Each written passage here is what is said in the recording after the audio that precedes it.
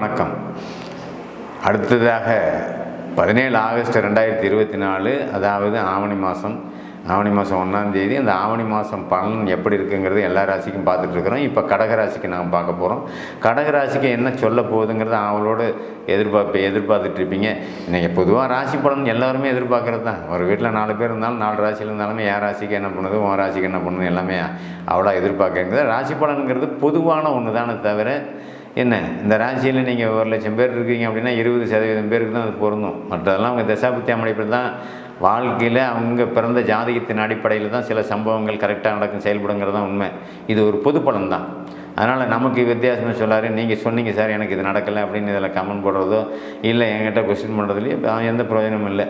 அதனால் பொதுவாக கடக ராசி, இந்த ராசி பலன் முக்கியமாக சொல்லப்படுறதே இந்த ராசிக்குள்ள சனி, ராசிக்கு 8ல் சனி, ராசிக்கு 8ல் ராகு, ராசிக்குள்ள குரு இங்கே வரும்போது தாங்க கொஞ்சம் பிரச்சனை கெடுதலான சில சம்பவங்கள் கூடுதலாக நடக்கும்.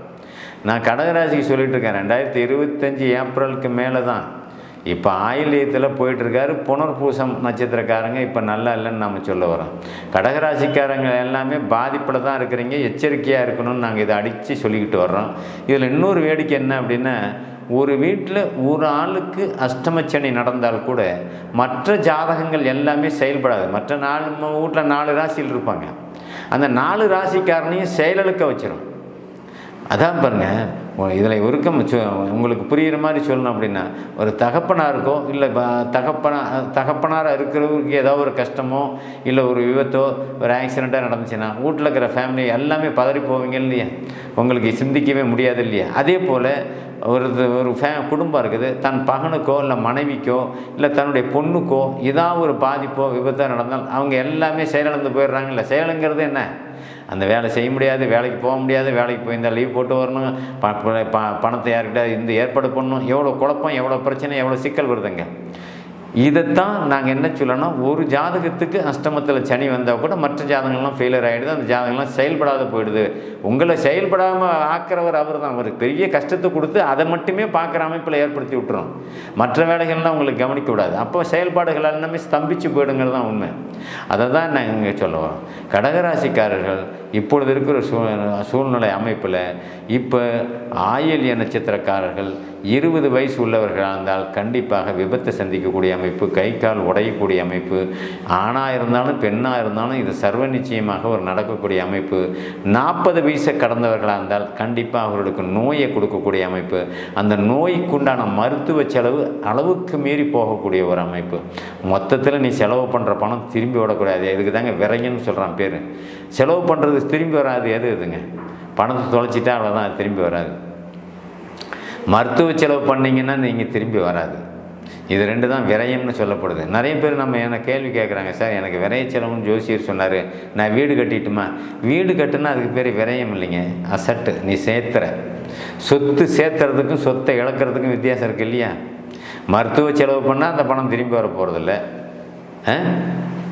பணத்தை தொலைச்சிட்டிங்கன்னா நீங்கள் திரும்பி வர போகிறதில்ல. ரொம்ப எச்சரிக்கையாக இருக்க வேண்டிய ஒரு காலகட்டம் கடகராசின்னு நாங்கள் சொல்ல வர்றோங்க. அப்போ இது சரி, நான் பேங்க் வைக்கலான்னு ஒரு 5 பவுன் 10 பவுன் எடுத்துகிட்டு போகிறேங்க, எனக்கு பணம் கொடுத்தனா 4 லட்சம் தேவைப்படுது, வீடு கட்டிகிட்டு இருக்கேன். வீட்டை நிறுத்திடும், கட்ட விடாத, பேங்க்கு கொண்டு போகிற நகையை தொலைச்சிருவேன். அப்போ என்ன போச்சு, நகையும் போச்சு, வீட்டு வேலையும் நின்றுச்சு, கூடுதலான மன உளைச்சலுக்கு ஆளாவீங்க. அந்த வயசுக்கு ஏற்ற மாதிரி மனசு சங்கடப்படுவீங்கிறது தான் இங்கே உண்மை. சரி, 40-50 வயசில் இருக்கிறவங்க நான் வீடை கட்டி முடிச்சிடுவேன்னு சவால் விடுறவங்களாம் நிறைய பேர் இருக்கீங்க. கட்டி முடிக்கலான்னு போவீங்க. ஒரு மிகப்பெரிய கஷ்டமோ விபத்தோ நடந்து உங்கள் குடும்பத்தில் யாருக்காவது ஒருத்தருக்கு அந்த மருத்துவ செலவுக்கு 5 லட்சம் 10 லட்சம்னு செலவு பண்ணுற அமைப்பு, நீ வீட்டுக்காக அதை வச்சுருப்பேன், அந்த காசை அங்கே செலவு பண்ண வைக்கும். எப்படிலாம் உங்கள் மனநிலையை மாற்றி உங்களுக்கு மன உளைச்சலை கொடுத்து நீங்கள் பெரிய ஒரு துக்கத்தை, சனியினுடைய வேலையாக இருந்தாங்க. சனி 8ல் ராசிக்கு 8ல் வரும்போது துக்கத்தை கொடுப்பார். இந்த அஷ்டமச்சனி காலகட்டங்களில் தாங்க அஷ்டமச்சனி ஜென்மச்சனி. இதில் இன்னொரு முக்கியமான விஷயம் என்ன தெரியுங்களா, ஜென்மச்சனி காலகட்டங்களில் கூட திருமணம் நடக்கலாம், ஆனால் அஷ்டமச்சனி காலகட்டங்களில் திருமணம் நடக்கக்கூடாது. அப்படி நடந்தால் திசாபுத்தி சாதகமாக இருந்து ஒருவேளை பௌர்ணமி அமைப்பில் இருந்து அந்த சந்திரன் ஒளிச்சந்திரனாக இருந்து நடந்தால் பாதிப்பு அப்பையும் உண்டு. அங்கே ஏதாவது கல்யாணம் பண்ண உடனே எனக்கு நான் கேட்டது கொடுக்கல, எனக்கு செய்ய வேண்டியது செய்யலை அப்படிங்கிற அமைப்பில் மாப்பிள்ளை விட்டாரோ பெண் விட்டாரோ ஒரு பிணக்கு வந்து அவங்க வந்து ஒரு சங்கடமான ஒரு அமைப்பில் அவங்ககிட்ட நல்ல முறையில் பேச மாட்டாத பொண்ணை கூட்டிகிட்டு போகிற அமைப்பெல்லாம் அங்கே வந்து சேர்ந்துடும். அதுதான் அஷ்டமச்சனி. அஷ்டமச்சனியில் நீ சில சங்கடத்தை சந்திக்கணுங்கிறது தானே விதியே. சங்கடம் என்ன? அசிங்கம், அவமானம், கேவலம், இத்தனையும் அங்கே பண்ணிடும். நல்ல காரியத்தில் தான் அது நடக்கும். நீ கல்யாணம் பண்ணிகிட்டு இருப்ப, 4 பேர் வந்து அங்கே அசிங்கப்படுத்துகிற மாதிரி சில வார்த்தையை கேட்க வச்சிடும். உனக்கு என்னடா இவ்வளோ பவுன் போட்டு இவ்வளோ நம்ம பொண்ணை செல்வாக்காக கொடுக்கலாம், காரு வண்டி வாகனம் எல்லாமே கொடுத்து கூட நமக்கு இப்படி ஒரு கெட்ட பேர் இங்கே வந்து சேருது அப்படிங்கிற அளவுக்கு மனசு கெட்டு போயிடும். நீ எவ்வளோ தான் பெரிய ஆளாக இருந்தாலும் சரி, எவ்வளோ தான் பணத்தில் பொருளில் ஆளாக இருந்தாலும் சரி, அந்த பணத்தோடு நீங்கள் செல்வாக்கோடு நான் கௌரவமாக அந்த கல்யாணத்தை நடத்தணும் அப்படின்னா அஷ்டமச்சனி நடத்த முடியாது. கண்டிப்பாக அஷ்டமச்சனி எப்பயுமே அசிங்கப்படுத்தும். ஜென்மச்சனி அது செய்யுது. அந்தந்த வயதுக்கு ஏற்ற மாதிரி இப்போ 40 வயசை கடந்தவங்களுக்கு அப்படின்னா ஒரு முடக்கத்தை கொடுக்கும். அசிங்கம் அந்த கொடுக்காது 40 வயசை கிடக்கிறவங்களுக்கு. ஆனால் 20 வயசு இருக்கிறவங்களுக்கு அசிங்கம் வரும், மன உளைச்சல் கூடுதலாக வரும். மன உளைச்சல் கூடுதலான என்ன? அரசு வேலையில் இருக்கிறவங்களுக்கு நீ செய்கிற வேலைக்கு ஒரு கம்ப்ளைண்ட் உன் மேலே வரும், டீப்ரமோட் பண்ணுவீங்க, வேலையை வந்து சஸ்பெண்ட் பண்ணி வைப்பாங்க. வேலையை கரெக்டாக செஞ்சாலுமே உங்கள் மேலே தான் ஆக்ஷன் எடுப்பான். தப்பாக செய்கிறவன் ஏமாற்றிட்டு போவான், அவன் நல்லவன் ஆகிடுவான், நீங்கள் கெட்ட பேர் வாங்கிக்கிங்க. வேலை தொழில் அமைப்பில் எப்படி தான் ஒரு நிறுவனத்தில் வேலை செய்வீங்க, உங்களுக்கு திருட்டு பேர் வச்சுருவாங்க. இந்த பொருள் காணாமல் போச்சு, களவு போச்சு, நீங்கள் தான் காரணம், கொடுங்க. உங்களுக்கு ஒன்றுமே தெரியாது பாவம். அஷ்டமச்சனி என்னென்னலாம் செய்யணும்னு நான் சொல்கிறதுக்கு தான் காரணம். அப்போ பொருள் களவு போகிறது, யாரோ செஞ்ச தப்புக்கு நீங்கள் பதில் சொல்கிறது, என்ன தேவையில்லாத கெட்ட பேர் நீங்கள் வாங்கிறது, இது எல்லாமே நடக்கும்.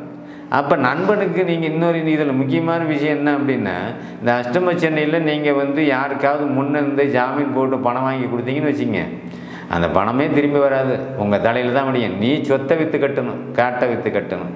அதேமாதிரி என்னுடைய ரொம்ப நெருங்கின நண்பன், இந்த பொண்ணு அவனோட வந்துருச்சு, நான் தான் முன்னே நின்று போய் கல்யாணம் பண்ணி வைக்கிறேன். இந்த வேலையெல்லாம் ரொம்ப கூடாத வேலை. ஒன்றையே உன்னால் காப்பாற்றிக்க முடியாது, உனக்கு எதுக்கு இந்த வேலை? அதனால் அந்த மாதிரி தவறுலாம் தயவு செஞ்சிடாதீங்க. யாருக்கும் சிபாரிசுன்னு போக வேண்டாம். பையன் வந்துட்டால் நான் போய் முன்னே கல்யாணம் பண்ணி வைக்கிறேங்கிற வேலையெல்லாம் இருக்கக்கூடாது. இந்த கூட்டிகிட்டு ஓடுறது ஒடியாடுறது இதுக்கெல்லாம் நீங்கள் சப்போர்ட் பண்ணி போனீங்க அப்படின்னா முன்னே உங்களை தான் பிடிச்சி உள்ள போடுவாங்க.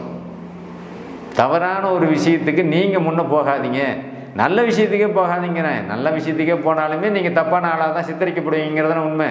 அதனால் கடகராசி என்பவர்கள்லாம் ரொம்ப எச்சரிக்கையாக ஒவ்வொரு விஷயத்துலையும் காலடி எடுத்து வச்சுக்கிட்டு இருக்கணும். பணம் போயிடும், பொருள் போயிடும், கடன் வந்துடும், அசிங்கம் வந்துடும், அவமானம் வந்துடும். இத்தனையும் அஷ்டமச்சனியில் நடந்துக்கிட்டு இருக்குது.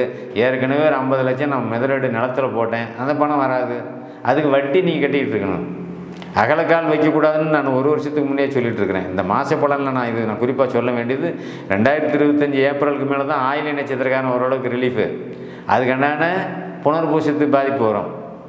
ஆக கடகராசியும் கும்பராசியும் நான் சொல்கிற மாதிரி ஜாதகமே பார்க்க வராதிங்கன்னு நம்ம சொன்னால் கூட அவங்க தான் வர்றாங்க. கடகமும் கும்பம் தான் எனக்கு இப்போ பேச்சுவார்த்தையிலே அதிகமாக வந்துக்கிட்டு இருக்குது. ஏன்னா பாதிப்பு அவங்களுக்கு கூடுதலாக இப்போ கொடுக்கறதுனால வர்றாங்க. ஆனால் சொன்னாலும் கேட்க மாட்டாங்க. கடகராசிக்காரங்க சொல்லி எதுவுமே கேட்க மாட்டேங்கிறாங்க. எவ்வளோ அட்வைஸ் பண்ணாலும் அந்த மனம் தவறான எண்ணத்துக்கு தவறான சிந்தனை. அவன் செய்கிறது கரெக்டுன்னு நான் நம்மக்கிட்டே திருப்பி சொல்கிறேன். என்கிட்டயே நான் கரெக்டாக தான் சொல்கிறேன். எனக்கு அந்த பையனை பிடிச்சிருக்குது, எனக்கு அந்த பொண்ணை பிடிச்சிருக்குன்னு நான் அவ்வளோதான் கல்யாணம் பண்ணிக்குவேன். கல்யாணம் பண்ணால் உன்னை விட்டு விலகி போய்டுவேன், வாழ்க்கை பிரிஞ்சுன்னு சொன்னாலும் அப்பா அம்மாவுக்கு தெரியாமல் திரும்ப நம்மகிட்ட பேசுகிறாங்க. என்ன பிரயோஜனம்? அப்படி அந்த ஈர்ப்பு, எதிர்பாலினத்தவர் மேலே ஈர்ப்பு. எது கெட்டது நல்லதாக உங்களுக்கு காமிக்க, நல்லதாக அங்கே தெரியும். கெட்டது நல்லதாக காமிக்கும், நல்லதாக தெரியும். அதே மாதிரி எதிர்பாலினத்தவர்னு சொல்லக்கூடிய இந்த அஷ்டமச்சனியில் தான் காதல் விவகாரம் போன்ற விஷயம்லாம் வருது. இந்த அஷ்டமச்சனியில் தான் காதலிக்கிறது, ஒரு பொண்ணோட கூட்டிகிட்டு ஓடுறது, பையன் பொண்ணை கூட்டிகிட்டு வர்றது, பொண்ணு பையனை கூட்டிகிட்டு வர்றது, அதுக்கப்புறம் பிரச்சனை ஆகிறது, அப்புறம் ஸ்டேஷன் போகிறது, அப்புறம் கோர்ட்டு கேஷன் போகிறது, அப்புறம் பிரியிறது. இது எல்லாமே அஷ்டமச்சனியில் தான் நடக்குது. ஒவ்வொரு மனிதனுக்கும் வாழ்க்கையில் காதல் தோல்வி எப்போ ஏற்பட்டுச்சுன்னா அஷ்டமச்சனியில் நீங்கள் அஷ்டமச்சனியை கடந்து வந்தவங்களுக்கு அது தெரியும். 20 வயசு, இப்போ 50 வயசில் ஒருத்தன் இருக்கிறான்னா 25 வயசில் அது அவனுக்கு நடந்திருக்கும். அப்போ அவனுக்கு தெரியும் இது எப்படின்னு. அதனால் அஷ்டமச்சனியில் பெற்றோர்கள் சொன்னாலும் கேட்குறதில்ல, நண்பர்கள் சொன்னாலும் கேட்குறதில்ல. அவங்க சொல்கிறதே தான் சரி அப்படிங்கிற மாதிரி தான் அவங்க பேசுகிறாங்க. அவங்க எவ்வளவு விளக்கம் சொல்லி புத்தி சொன்னால் கூட அப்பா அம்மா பேச்சையும் உதறிவிட்டு பெண்களும் ஆண்களும் இந்த தவறு செய்கிறாங்க, வாலிபத்தில் இருக்கிறவங்க.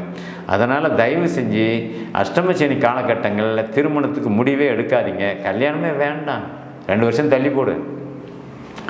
அது இந்த மாதத்தில் நான் தான் சொல்கிறேன்ல 2005 ஏப்ரல் வரைக்கும் கொஞ்சம் இது மாதிரி தான் இருக்கும் அப்படின்னு சொல்கிறேன்.